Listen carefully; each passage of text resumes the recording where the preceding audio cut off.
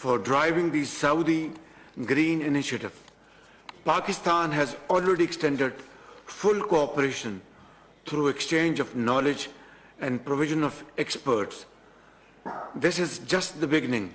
Pakistan expresses keen willingness to provide and cooperate with all MGI member countries in sharing experience and technical expertise related to the restoration of forests in dry land areas, mangroves, management of protected areas, carbon stock assessment, and establishment of forest monitoring systems.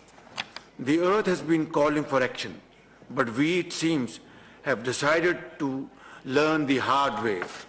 An initiative like the MGI is one big step in the right direction.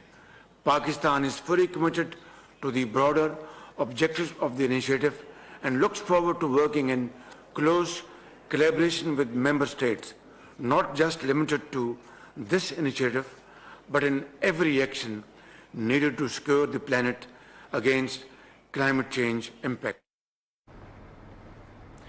वज़ीराअज़म Shahbaz शरीफ इस वक्त कोप27 summit के मौके पर Saudi green initiative इजलास से खिताब कर रहे हैं।